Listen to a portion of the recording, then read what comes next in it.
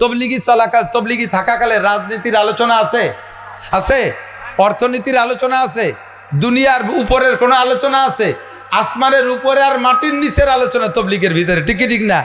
কোনো দুনিয়াবি দরি দরবার নাই, এর চাইতে নিট অ্যান্ড ক্লিন ফ্রেশ পরিষ্কার আর কোনো ধর্মীয় আলোচনার মজলিস থাকে না। কেউ রে কেউ হিটি থাকে না, হিট মারামারি নাই, ঠিক ঠিক না? বিড়ি সিগারেট খাওয়া খাই বন্ধ। কত সুন্দর একটা প্র্যাকটিস সেন্টার, সব কিছু হাতে ধরে শিক্ষা দেয় তবলিগ। তো তবলিগের ভিতরে 6টা কথা প্রত্যেক দিন মাগরিব বাদ একবার বলাই লাগে, তার নাম 6 উসুল। যারা আছে একদল তবলিগ বিপক্ষের, এই যুবকরা বসো, কাজ আছে। তবলিগের বিপক্ষে একদল আছে না নাই? খালি কথা কয় না। তবলিগের বিপক্ষে আছে না নাই? এ জায়গাও আছে না নাই? আছে একদল। ভালো করে বোঝেন বাবা, উল্টো বুঝবেন না, মেহরবানি করে উল্টো বুঝবেন না। আরে আমি মৌলানা নাসির জীবন ভরে ওয়াজ করি, আমারে বস্তা ভরে টাকা না দিলি পরে পরের বার আমার ডায়েরি খালি থাকে না। এক করে তাজা সত্যি কথা কয়ে দিয়ে গেলাম। আজকেও খাওয়া দাওয়া পয়সা করি কম হবে, হুজুররা কালকে যাবে, হুজুরকে না ডায়েরি নাই, সামনে 6 বছর বুক, কারণ তোমরা টাকা দাও নাই। বাস্তব। যত বড় পিসাব হোক না কেন, মুরিদরা যদি এলাকার যত্ন না করে, পিসাব করে না ও এলাকায় শিডিউল দেওয়া হবে না, অন্যান্য এলাকায় দাও, মানে ওনার হাদিয়া তোবা কম হয়ে গেছে। তবলিগ ওয়ালারা কি এমন মনে মানুষকে দিনে ঘরে খাইতে যান? তবলিগে কি পরের খাইতে যান? নিজে টাকা নিয়ে যান কি যান না? আমার এক ছেলেরে পাঠাইছি নুরুদ্দিন, গত এই রমজানের আগের রমজানে পাঠাইছি। এক চিল্লায় আমার ছেলে 20,000 টাকা খরচ করিয়েছি। ও খালিটা আসায় কি করিস? কয় যে সবে সাথীরা কয় তোর আব্বার টাকা আছে, আমাকে ইফতার করা। আজকের গরুর গোস্ত তুই কেন, আগে তা কেন? বস্তা ভরে টাকা নিয়ে ইচ্ছা মতো টাকা নিয়ে যাই, কেতা খাওয়ার লোভে যাই না, ঠিক না? আর হাতে ধরে প্র্যাকটিস করাই। আমি জিন্দেগি ভরে ওয়াজ করি, এভাবেই ব্ল্যাঙ্ক ফায়ার করে যাই, কেউ হাতে ধরে ট্রেনিং করাইতে পারি না। তবলিগে যখন গেছি, আমার সাথে নিয়ে গেছি কয়জন রে, যাইয়ে মসজিদের বাইরে দাঁড়াইয়া ব্যাটিংটারে হেড মেরে ভিয়ে মারছে মসজিদের মধ্যে, দ্রুম করে যে পড়ছে। আস্তাগফিরুল্লাহ, আমি ওই মসজিদের আদবের খেলাম। কয় যে আমি দানের বস্তাতে এই রবি ফেলাই, তো দানের বস্তা ফেলানোর আর তবলিগির বস্তা হেড মেরে ফেলাই দিয়ে যাইয়া পাশের বাড়ির দিক ফিরে, সেই বাড়ির দিক ফিরে রান এই পর্যন্ত বেরোয় দিয়ে বিড়ি একটা ধরায় বিড়ি পেশাব করতে হয়েছে। আমি কই গোষ্ঠী শুদ্ধ বাড়ি খেয়ে যাওয়া নিয়েছি। ওই বাড়ির মেয়ে ছেলে যদি তোমারে দেয় যে তুমি সেই বাড়ির দিক ফিরে মূর্তি বইছ, বিটাকে ভাটাই দিলি মুতা অবস্থায় ভালো আবার ভাগাই দিবে না। পিছন দিয়ে যাইয়া মাথার পর গামছা একখান দিলাম, আর একদিক ফিরে টানি টানি রান গিরিয়ে দিছি। প্র্যাকটিক্যালি আমল করাইছি, যেটা জীবনেও কেউ কোনোদিন করে না। এটা তবলিগি গেছি বিদায় তবলিগির সিস্টেম অনুযায়ী আমল করাইছি। কথা বলেন ঠিক ঠিক না? নামাজে দাঁড়াইছে, দিশে পায় না, পাও বেশালের মতো, পার গুড়া মিশাই দিয়ে মাথা দুই দিক, অথচ পুরো বডি আঙ্গুল মাঙ্গুল সব কিবলামুখী হওয়া ফরজ। নামাজের ভিতরে কিবলামুখী হওয়া নামাজের ফরজ কয়টি? জোর হলো না কয়টি? আর কান হাকাম কয় ফরজ? তার মধ্যে একটা কিবলামুখী হওয়া ফরজ। শুধু মুখ খান কিবলার দিকে না, পুরো বডি। আপনি পার গোড়া মিশিয়ে রাখছেন, মাথা দুই দিক ফাঁকা করে রাখছেন, আপনার পাও দুইখানটা খুলে ছাড়িয়ে দেন তো কিবলার দিক যায় নাকি? একখান চলে যাবে দক্ষিণ আমেরিকার ওই ভাষা, আর একখান চলে যাবে উত্তর রাশিয়ার ওই ধারে। কিবলা ভাগে পাবে না, এক পাবো, ঠিক কি ঠিক না? তাহলে এখানে দাঁড়ানোর যে এই সিস্টেমটা, এটা কোনোদিন পিসাব হাতে ধরে শিক্ষা দেয় নাই। আমরা বক্তারা মাঠে বসে শিখাই না, এটা দাওয়াত তাবলীগের মধ্যে হাতে ধরে শিক্ষা দেয় কি দেয় না? খানা খাইতে পারছেন যখন একসাথে খান, কেমন যেন ছাগলের মতো কলমি খাচ্ছে, কষার সব সাথে তো 3-4 জনে খায়, আর কজন বমিয়ে দিচ্ছে চাবানোর সুর শুনিয়ে। এ ভাত কটা খাইছেন জীবন ভরে, মা বাপের কাছে খাওয়া শিখছেন, তাও চাবানো শেখেন নাই। আল্লাহর রহমতে তবলিগে গেলে হাত, আমির সাহেব বলে ওভাবে খেতে হয় না, ওভাবে খেতে হয় না, আস্তে আস্তে বিনা শব্দে খাওয়ার চেষ্টা করেন, মুখ বন্ধ করে চাবান, পাশের ভাইয়ের যাতে ঘৃণা লাগে, এই ঘৃণা না লাগে এজন্য সেভাবে লক্ষ্য করে চাবান। এভাবে শিক্ষা দেয় কি দেয় না? মসজিদের মধ্যে উভতে শুয়ে রয়েছে, 2 গড় দেওয়ার পরে লুঙ্গি উঠে চলে এসে মাথার উপরে।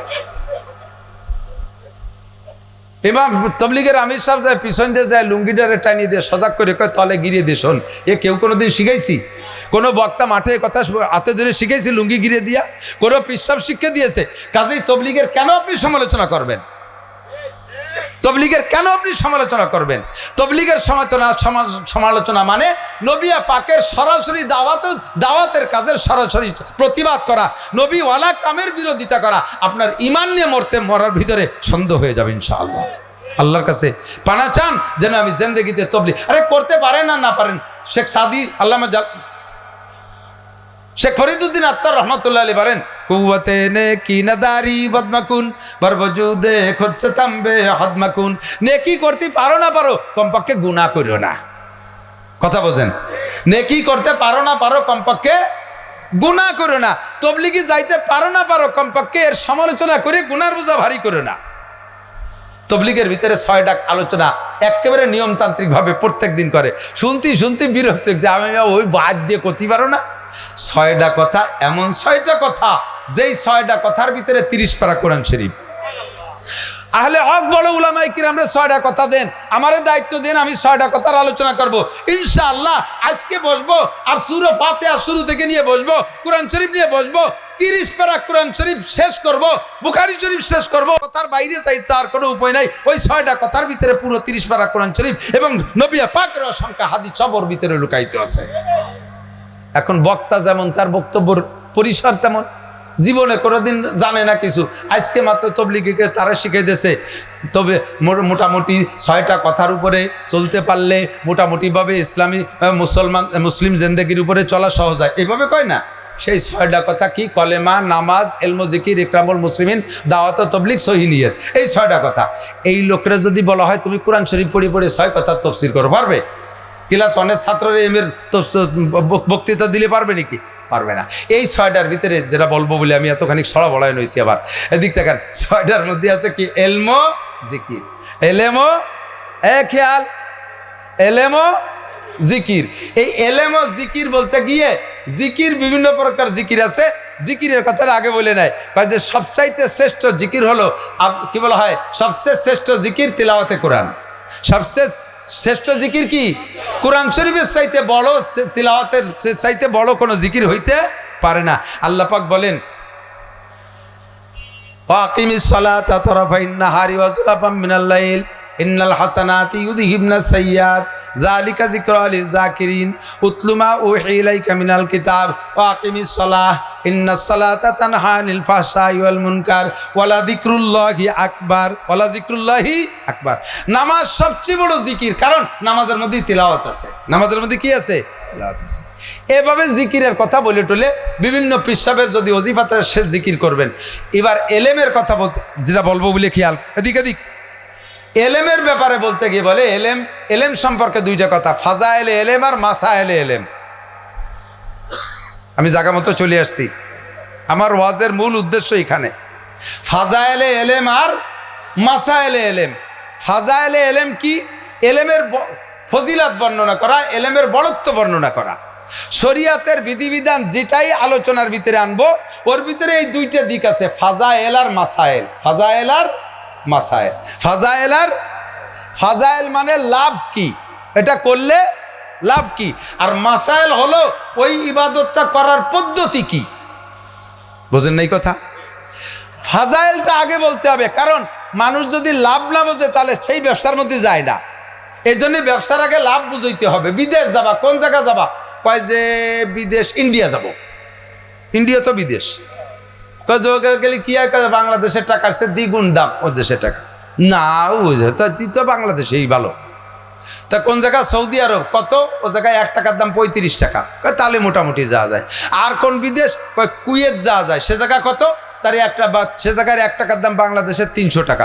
তাহলে এখানে যেতে হবে। যে জায়গার টাকার দাম বেশি সেই বিদেশ যাইতে হবে। ফাজাইল বুঝলি সেই জায়গার লোভ হয় বেশি। ঠিক কি ঠিক না? এই জন্য আগে ফাজাইল বলতে, তারপরে মাসাইল। যেমন আমার দিক তাকান, একটা মশালার দিকে যাই। মেসওয়াক আছে পকেটে, 400-500 মানুষ আছেন, একটু দেখানতে কার কার কাছে আছে। কষ্ট দিচ্ছি নাকি? বেয়াদবি মাফ করবেন।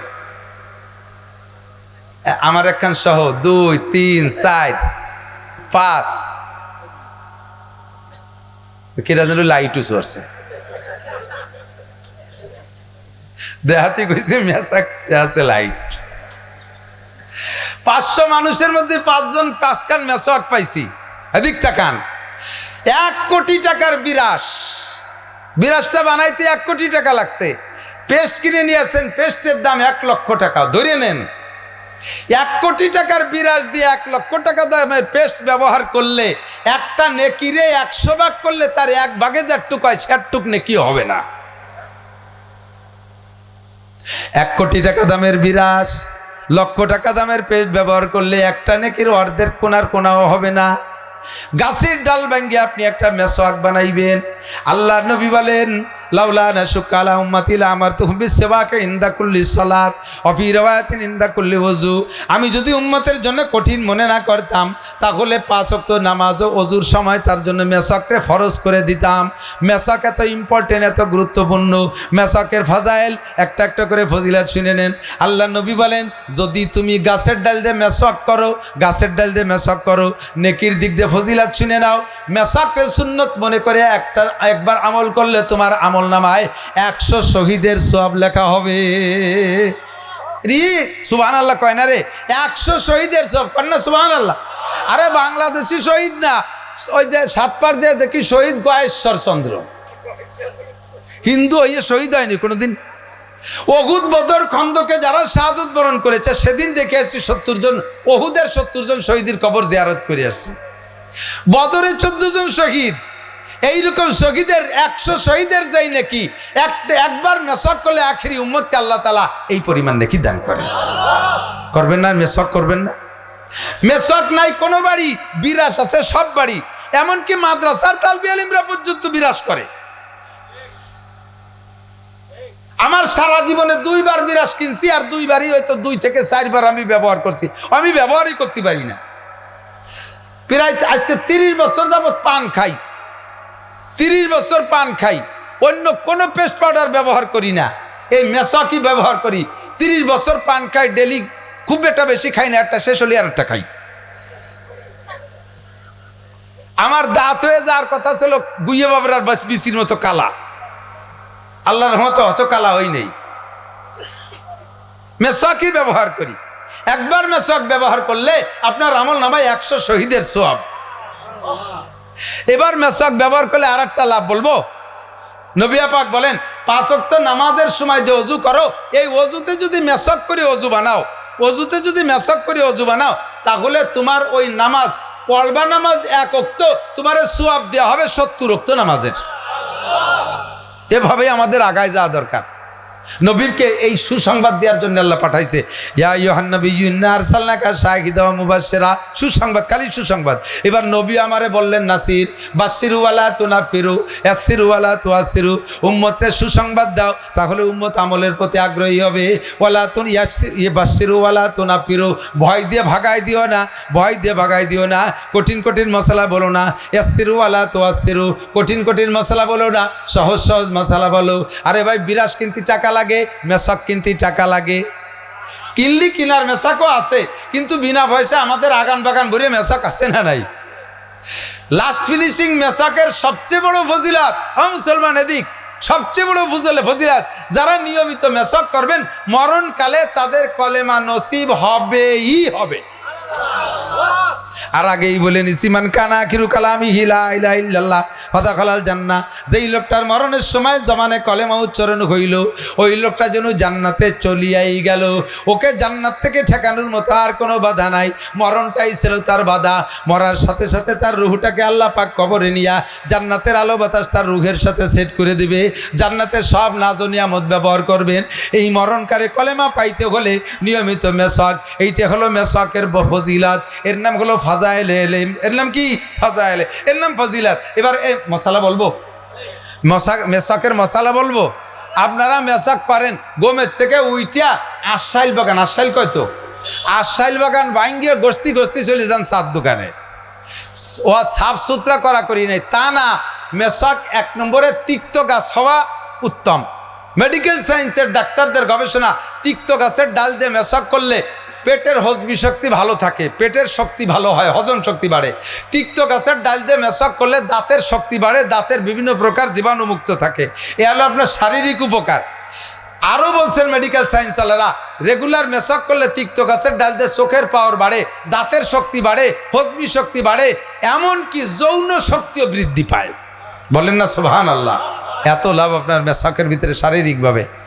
এরপরে মেসওয়াকের মশালা হলো, তিক্ত গাছ হলে ভালো, না হলে যে কোনো গাছ হলে হবে, যা চাবাইলে এরকম ফেস্টা ফেস্টা হয়।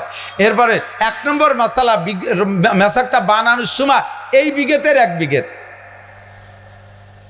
এই বড় বিঘেত না, এই কেনি আঙ্গুলির থেকে এই বুড়ি আঙ্গুল মেলা লম্বা বিঘেত।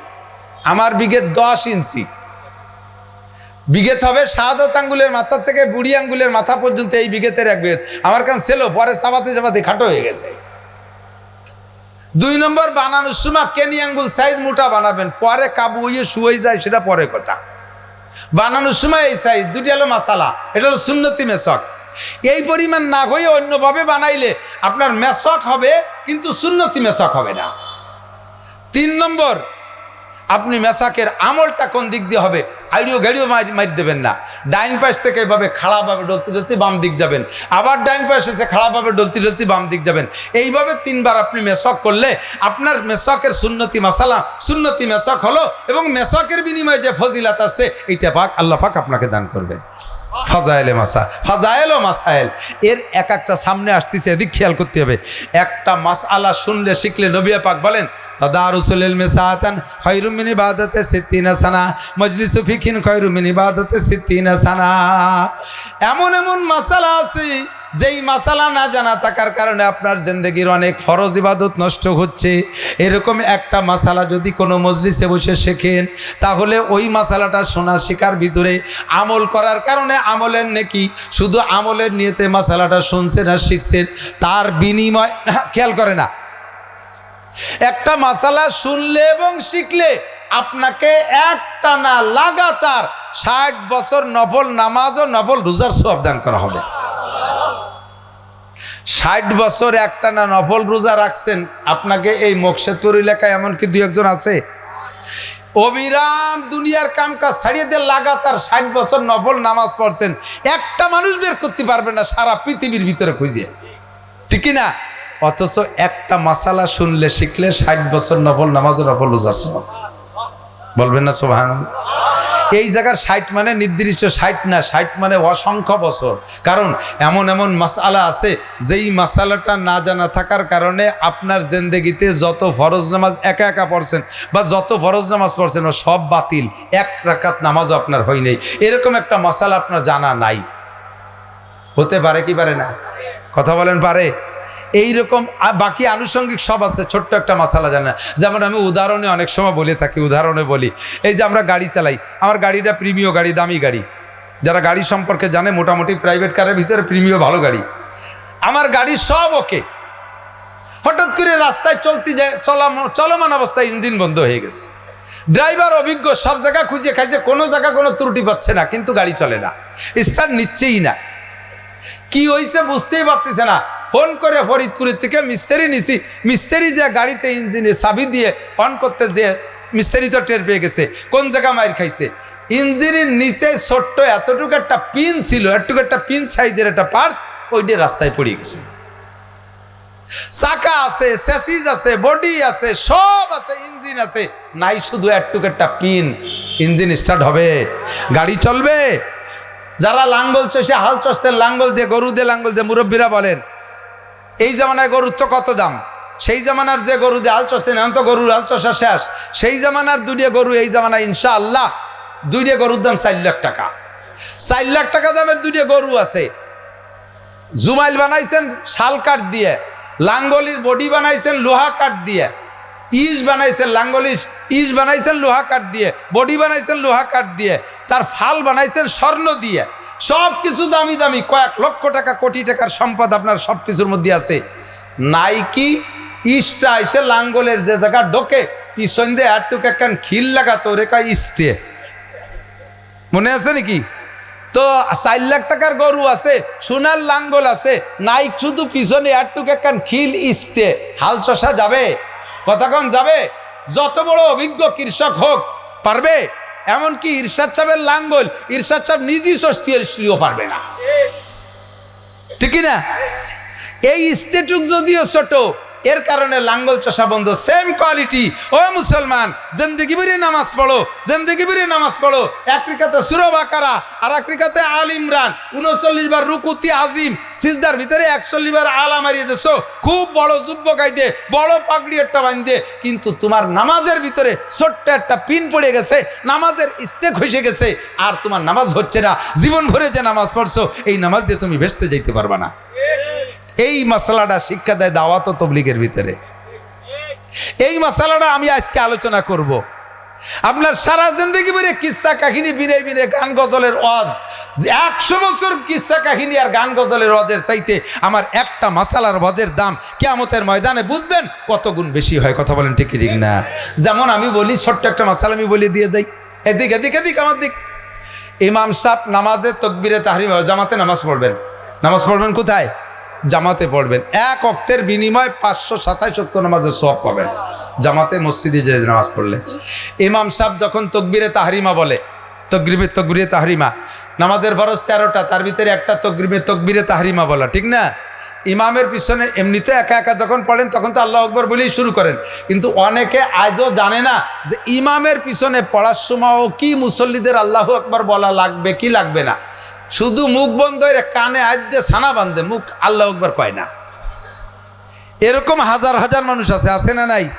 জানেই না যে ওই জায়গায় আল্লাহু আকবার বলতে হবে কি হবে না, কানে হাত দিতে হবে এইটা জানে, আল্লাহু আকবার জানে না। যারা জিন্দেগিতে এই টাইমে আল্লাহু আকবার বলেন নাই তাদের ওই নামাজ সবগুলো বাতিল, ওই নামাজ হয় না, আবার পড়ে দিতে হবে। একটা পিন লাগাই দিছি। 2 নম্বরে, এই ইমামের সাথে যে আল্লাহু আকবার, প্রথমবার আল্লাহু আকবার বলা ফরজ, এরপরে উঠতে বসতে যে আল্লাহু আকবার এগুলো বলা ফরজ না, এগুলো সুন্নাত। প্রথমবার বলা ফরজ, এই জায়গাটা ইম্পর্টেন্ট মাসালা। আমার দিক বুড়ো বাবারা নড়াচড়া করেন না। ও যুবক বয়, নড়িস না, তোর সেই প্রেম প্রীতির ওয়াজ আর একদিন করিয়ে দেবো, আজকে বয় যা শিখেছে তাই কই। অপ্রয়োজনীয় কথা বলতেছি? অপ্রয়োজনীয় কথা বলতেছি নাকি? এদিক ইমাম যখন আল্লাহু আকবার বলবে, ইমাম সাহেব একটু টানিয়ে কইছে, ইমামের সুর কণ্ঠ ভালো হলেই তার সব জায়গায় একটু টান টান বেশি হয়। ইমাম সাহেব টেনে বলছে আল্লাহু আকবার, টানি কইছে। আপনি মুসল্লি পিছনে ইমাম আল্লাহ করে টান দিছে, এর ফাঁকে আপনি শটে মারি দিয়েছেন আল্লাহু আকবার। ইমামের আল্লাহু আকবারের র শেষ হওয়ার আগে যদি আপনার আল্লাহু আকবার শেষ হয়ে যায়, আপনার ওই ইমামের পিছনে ইক্তেদা সহি হয় নাই, আপনার নামাজই হয় নাই। ছোট্ট একটা পিন পড়ে গেছে না? বিষয়টা অনেক বড় না, ছোট্ট, অথচ এত ইম্পর্টেন্ট, যেটা মিস হয়ে যাওয়ার কারণে আপনার নামাজ শেষ। এর একটা মাসালার দাম 60 বছর না, 60 লক্ষ বছরও যদি কেউ হায়াত পায়, 60 লক্ষ বছরও যদি হায়াত পায়, 60 লক্ষ বছর নফল নামাজ আর নফল রোজা রাখে, তার চাইতে এই একটা মাসালার দাম বেশি। কারণ এই মাসালাটা আপনার ফরজ নামাজকে নষ্ট করতেছে। কথা বোঝেন নাই?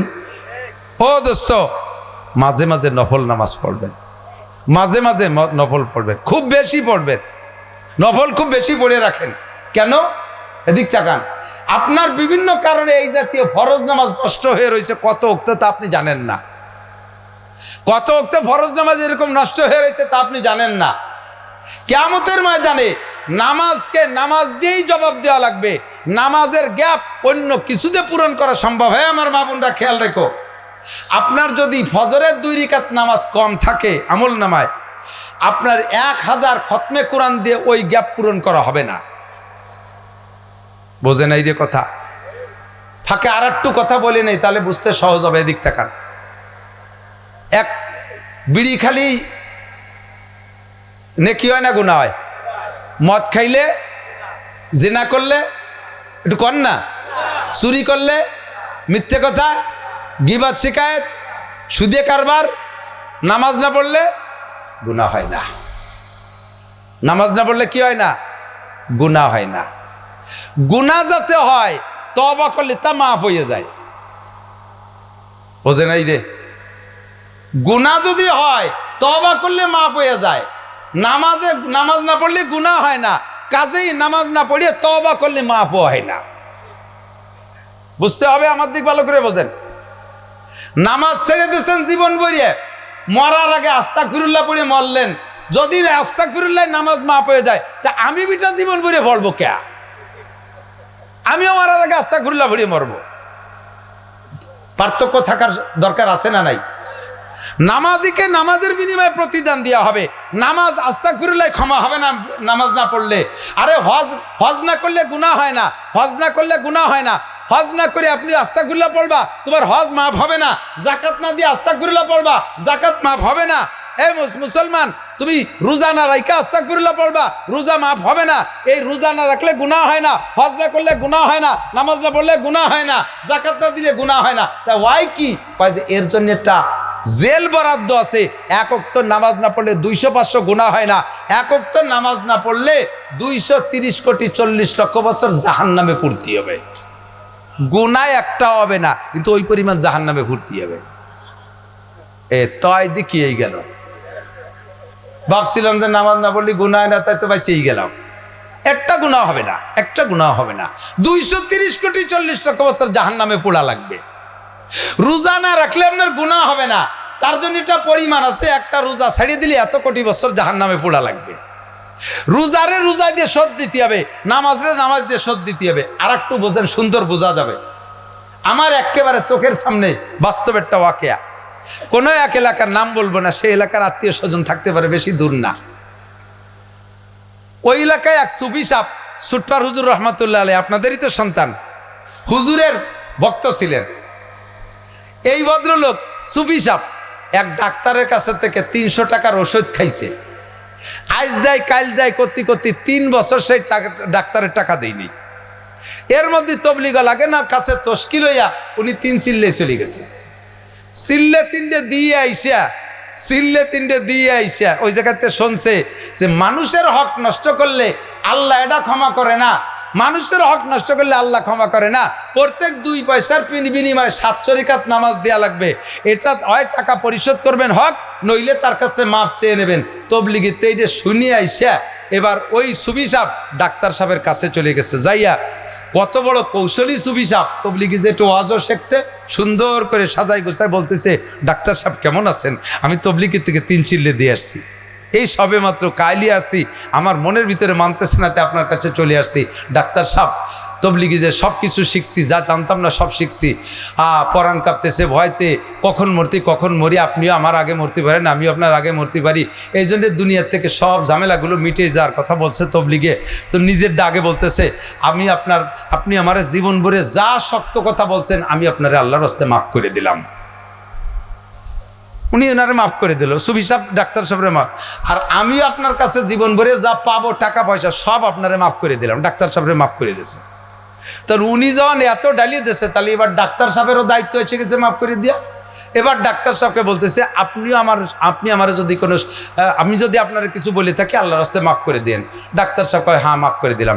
আর আপনি যদি আমার কাছে কোনো টাকা পয়সা পাওয়া না থাকে তা আল্লাহর রাস্তায় মাফ করে দেবেন।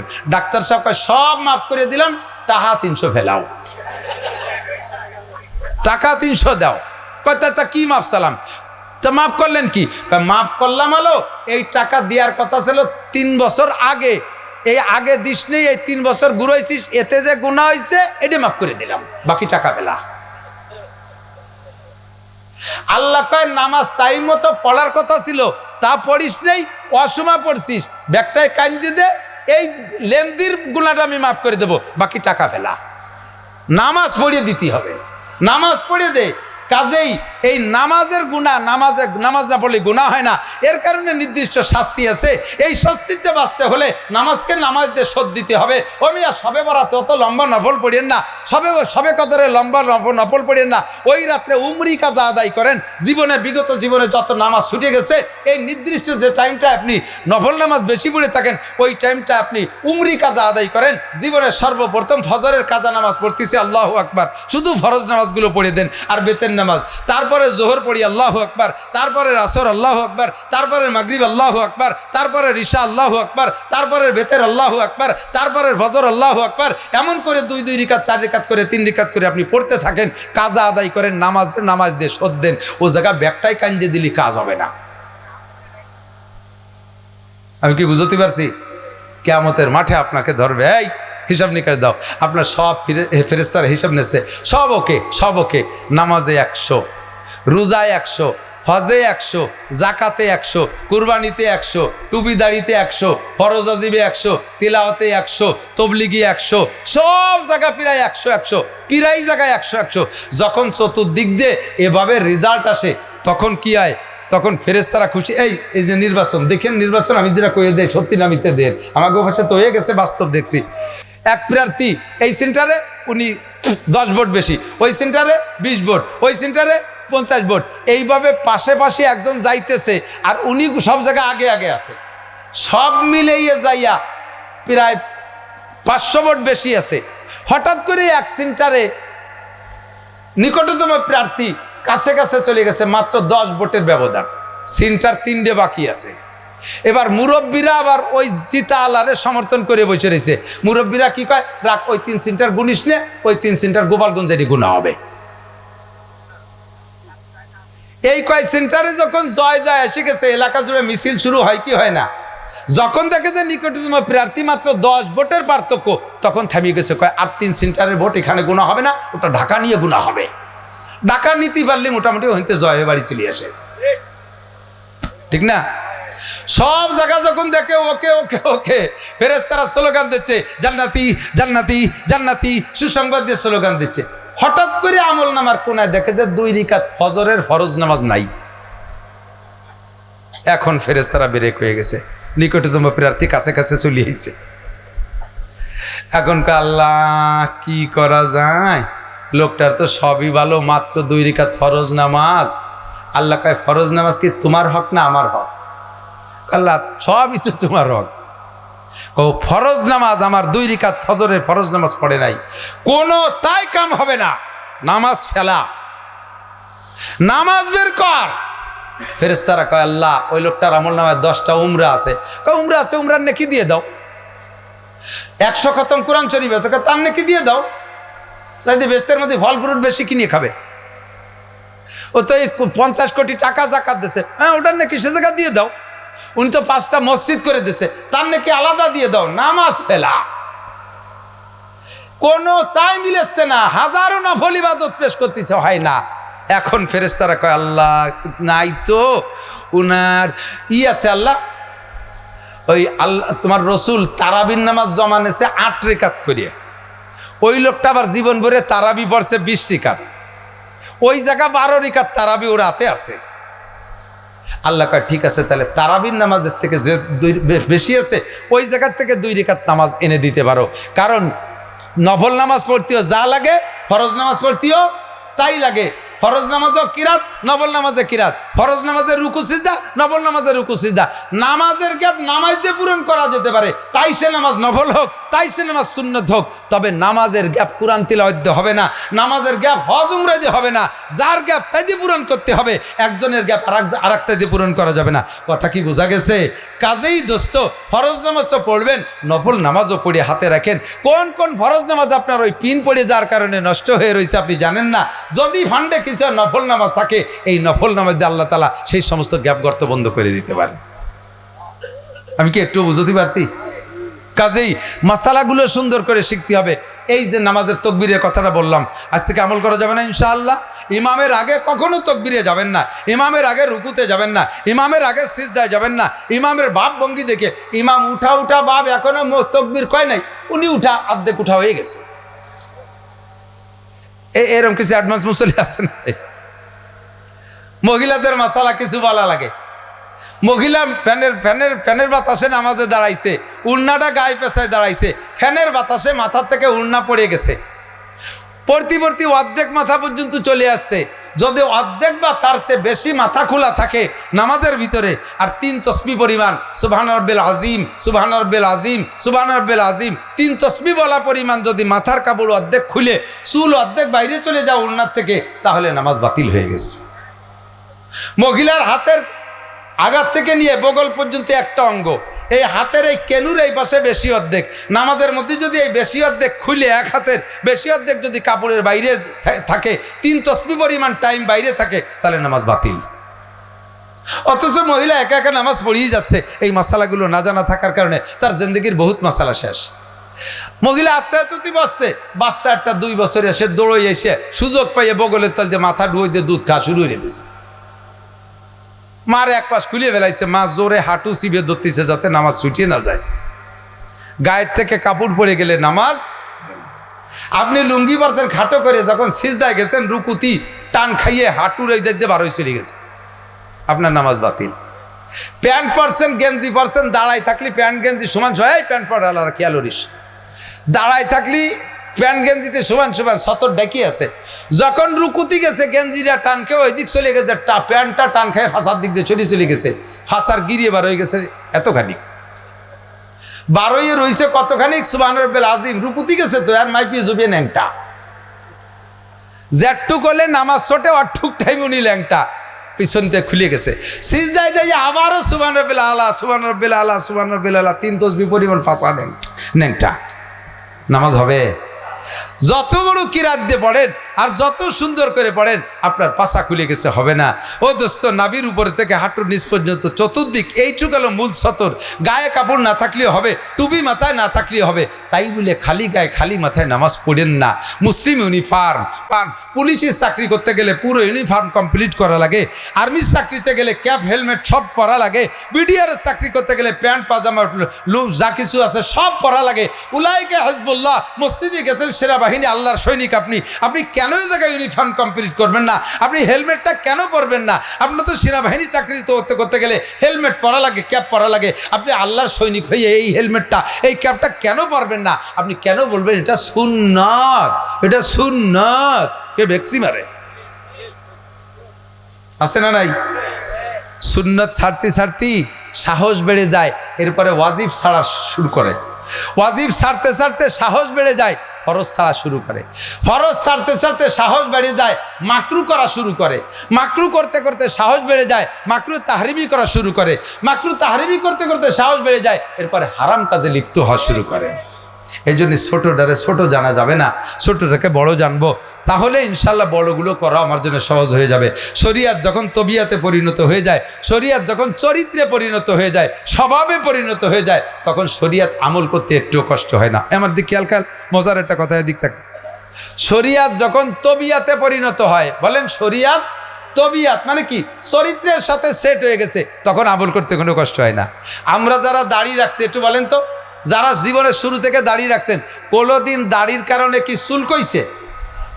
যারা কোনোদিন রাখে নাই তাকে দিয়ে দাড়ি রাখায় দেখেন 3-4 মাস রাখছলে একটু ফট করে দেয় যে একদিন আবার সমানের ফেলাইছে, তুই দি দাড়ি রাখলি কাটলি কে?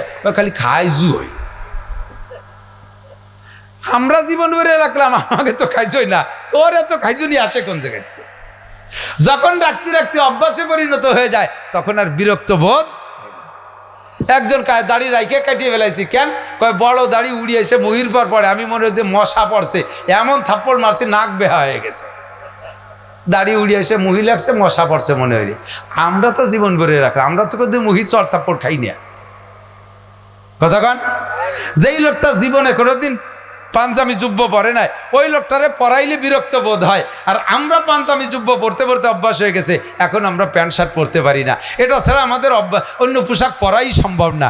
শরিয়াত এখন তবিয়াতে পরিণত। এই নামাজ যে জীবনে পড়ে নাই, তারে পড়াইতে গেলে তার বড় কষ্ট হয়। যারা পড়তে অভ্যস্ত হয়ে গেছেন, বলেন ফজরের নামাজ না পড়ে ঘর থেকে বের হইতে ভয় লাগে কি লাগে না? লাগে কি লাগে না? যে লোকটা কোনোদিন পড়তেছে না, সে অবিরাম বেরোয় সব কাজ করে বেড়াচ্ছে। আপনি যদি নামাজ না পড়ে সকালে গাড়িতে ওঠেন, পরান কাঁপে, আল্লাহ মনে হয় আমার গাড়ি অ্যাক্সিডেন্ট করবে, অথচ আপনি একাই আজকে ফজরটা পড়ে নাই, আর এর ভিতরে বাকি 30 জন জীবনেও করে নামাজ পড়ে নাই, তাকে অন্তরে ভয়ও নাই, তারা এমনি গাড়িতে চলেই যাচ্ছে। গাড়িটা যদি ঘটনাক্রমে অ্যাক্সিডেন্ট করে, তাহলে আপনি বুঝবেন যে আজকে আমি ফজর পড়ি নাই, এজন্যই মনে হয় গাড়ি অ্যাক্সিডেন্ট করেছে, আমার একার কারণে। ঠিক কি ঠিক না? আর যারা নামাজ পড়ে না, ও দোস্ত তুমি শুনে নাও, যারা জীবনেও পড়ো না, আজকের ফজরের নামাজটা তুমি ঘর থেকে বের হবা, ফজরের নামাজ মসজিদে পড়া ঘর থেকে বের হবা, দেখবা মনের মধ্যে আলাদা একটা সাহস আর একটা আনন্দ তুমি উপভোগ করতে থাকবা, অনুভব করবা। আমি আজকে মালিককে খুশি করে বের হয়েছি, নামাজ পড়ে বের হয়েছি, ইনশাআল্লাহ কোনো কাজে আমি ব্যর্থ হব না, আমার আল্লাহ আমার পর খুশি আছে। কথা বলেন ঠিক ঠিক না? আর নামাজে অভ্যস্ত হয়ে গেলে আর নামাজে কষ্ট হয় না, রোজায় অভ্যাস হয়ে গেলে আর কষ্ট হয় না, টুপি দাড়িতে অভ্যস্ত হয়ে গেলে আর কষ্ট হয় না, মেসর ডিলাকুলুকে অভ্যস্ত হয়ে গেলে আর কষ্ট হয় না, শরীয়তের প্রত্যেকটা বিধিবিধানে অভ্যস্ত হয়ে গেলে আর কষ্ট হয় না। এরে কয়ালো শরিয়াত করতে বিয়াত বন জানা, শরিয়াত যদি চরিত্রের সাথে সেট হয়ে যায় তখন আর কোনো শরিয়াতের আমলে কষ্ট হয় না। আল্লাহ তাআলা আমাদের সকলকে আমল করার তৌফিক দান করুক, মশালাগুলো বুঝে আমাদের শিখে আমল করার তৌফিক দান করে। সবাই বলেন আমিন, জোরে বলেন আমিন। এবার ইবাদত বিভিন্ন প্রকার, একটা হলো শারীরিক ইবাদত, যেগুলো শারীরিক ইবাদত, নামাজ পড়া শারীরিক ইবাদত, রোজা রাখা শারীরিক ইবাদত, এদিক তাহাজ্জুদ পড়া শারীরিক ইবাদত, জিকির ফিকির শারীরিক ইবাদত। আবার কিছু ইবাদত আছে শারীরিক এবং মালি এবং জেসমানি, শরীরও লাগে, মালও লাগে। যেমন হজ করতে টাকাও লাগে, শরীরও, ঠিক না? আর কিছু আছে শুধু মালই, মাল দিলেই হয়েছে। আপনার কোটি কোটি টাকা আছে, ম্যানেজারে বলেন জাকাতের টাকাগুলো দিয়ে দাও, এটা মালের পর দেখেছে, আপনার শরীরই লাগে নাই, ঠিক কি না? কিছু কিছু ইবাদত আছে শরীরও লাগে, মালও লাগে। যেমন একটা বললাম হজ, ঠিক না? দাওয়াত তাবলীগ, জানও লাগে, মালও লাগে।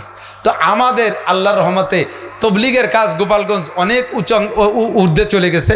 বাংলাদেশের টোটাল হিসাবের ভিতরে রোল নাম্বার 3-এ আছে। হাস্য যদিও হতে পারি নেই, শুনেছি নেত্রকোনা আলা, ময়মনসিংহ আলারা ফার্স্ট, ভোলা আলারা সেকেন্ড, গোপালগঞ্জ আলারা 3 নম্বরে। তবুও তো 3-এর মধ্যে আছি, বলেন না আলহামদুলিল্লাহ। আমাদের তবলিগের সাথীদের জোড় আছে গোপালগঞ্জ মার্কাজে, হবে সোমবার তবলিগের সাথীদের জোড় আছে, ইনশাআল্লাহ যাবেন তো? ইনশাআল্লাহ তবলিগের জোড়ে যাবেন, সুপরামর্শ দেবেন কিভাবে সামনের কাজে আগানো যায়।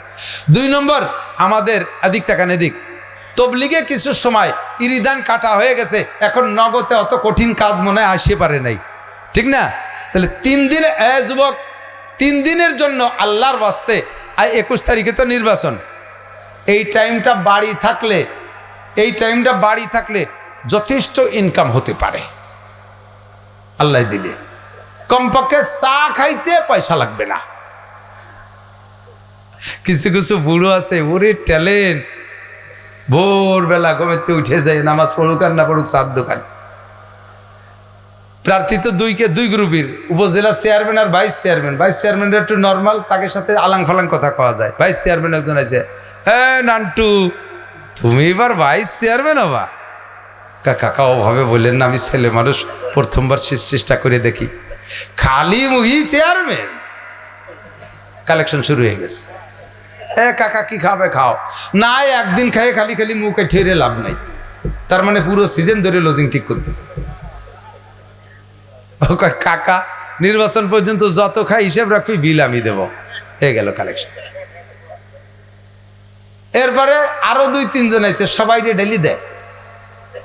4 দোকানদারে কয় সবার কাছে টাকা রাখবি, তোর কয়টা রে ভাই, কয়টা আমারে দিয়ে দিস। চেয়ারম্যান প্রার্থী যে তার ওভাবে বলা যায় না, কয় বাবা আজকে স্বপ্নে দেখি যে তুমি কাউন্সিলই বসা, খুশিতি কাকা কি চান? না না না না না, নান্টু খাওয়াই গেছে। খাওয়াই যখন একজন গেছে, তাহলে উনার তো একটা হক আছে, কাকা একটু এই বসে আছে। কেন না, মানসি খারাপ কবে তো সবাই দেখবে, ওগুলো করার দরকার নেই। আবার ঘুরে ঘুরে পকেটটা হাতের কাছে আগুই দেয়, ডুয়ে দিয়েছে মুটখানিক। এই টাইমটা বাড়ি থাকতে পারলে পরে এই জাতীয় হালাল ইনকাম যথেষ্ট হয়। ভোট বেচে টাকা খাওয়া, কোনো প্রার্থীর কাছ থেকে ভোটের বিনিময় প্রলোভন দিয়ে হোক বা ভোট দিয়েই হোক, চাও যদি খান, এই চা শয়তানের পেশাব খাওয়ার চাইতে না পাক, টাকা খাওয়া শুয়ারের গু খাওয়ার চাইতে না পাক। ভালো মানুষ পাইলে ভোট দেবেন, না পাইলে দিয়েন না। সেই ওমর আর আবু বকর, উমর, উসমান, আলী আর আসবে না। বর্তমানে যা আছে তার ভিতরে দেখে শুনে, বাজারে গেছেন এত বড় শৈল মাছ কিনবেন, কিন্তু শৈল একটাও নাই, কোনো মাছ নাই। শ্বশুর আইছে বাড়ি, খালি হাতে তোর বাড়ি যাবে না, কিছু তো কিনে নিতে হবে। 2 ডালায় কয়টা টাকি মাছ, 1 ডালায় তেলিওটাই আর 1 ডালায় বাইতুটাই। তেলিওটাই ছিলেন তো আপনাকে তো গড়িটাই কয়বেন না, তেলিওটাকি আর বাইতুটাকি, কোন টাকি কিনবেন? বাউতটাকি কিনবেন, তেলিওটাই তো কিনবেন না। তেলিওটাই বাইতুটাই সবই ভিতর দিয়ে ফালাই বেড়াচ্ছে, শৈল পাইতেছেন না। সে আবু বকর, ওমর, উসমান, আলী বড় বড় শৈল নাই। এখন যা আছে 2 ডালায় আছে কয়টা টাহি, 1 ডালায় গড়িটাই আর 1 ডালায় বাইতুটাই। কোনটা কিনবেন? দেখে শুনে বাইতুটাকি কিনেন, তবে উইদাউট ইন্টারেস্ট, বিনি পয়সায়। পয়সা খাবেন তো ওই প্রার্থী পায়খানা করলে সে গুটুক খাওয়ার মতো হবে। আর বাসা নাই, এর খারাপ বাসা দেওয়ার মতো জায়গা পাচ্ছি না। এরপরেও যদি খানতালি খেয়ে বেড়াবেন, আপনার ব্যাপার। এই টাকাতে বাঁচার জন্য আপাতত নির্বাচনের আগে 3 দিন আল্লাহর রাস্তায় মসজিদে বসে থাকলে কেউ টাকা দিতে যাবে না, চা খাওয়াতে যাবে না। আল্লাহর রাস্তায় 3 দিন, একটু কমপক্ষে 3 দিন তো বিরত থাকতে পারবো। যাওয়া কি যাবে ইনশাআল্লাহ? কে কে নিয়ত করতে পারেন যে আমি এই নির্বাচনের আগে 3 দিন যাবো ইনশাআল্লাহ? 3 দিন নির্বাচনের আগে। এই তবলিগ আল্লাহরা কই, খেয়াল রাখেন, তবলিগ আল্লাহরা কই 3 দিন যাবেন তো ইনশাআল্লাহ? যাবো সোমবারে ওই যে আমি সব সোমবারে বের হবে ইনশাআল্লাহ। এনাদের সাথে যোগাযোগ করে ইনশাআল্লাহ বেশ প্রায় 3-4 জামাত হয়ে গেছে, মাশাআল্লাহ, জাযাকুমুল্লাহ। যুবকরা কিছু বের হও, তোমরা কই হুজুর আমরা যাবো নির্বাচনের পরে, আগে তো 6 দিন না। যা খাবার খাই নেই আগে উজৈসে মাছ বৃষ্টি চলে গেলে আর উঠবে না রে। আল্লাহ হেফাজত করুক আমিন। যুবকরা যুব সংগঠনের পক্ষ থেকে মাহফিল দিয়েছে। আমি দেখলাম মসজিদ যাই, নিকটতম মসজিদ যেটা এই মসজিদ মহল্লা, আমার সুটপার হুজুর খলিলুর রহমান সাহেব হুজুরের মহল্লা কি এইটা নাকি? আহা, হুজুর মারা গেছেন। হুজুর এনতে সম্ভবত এই মসজিদের থেকে তো হুজুর অসুস্থ হয়ে মারা গেছিলেন।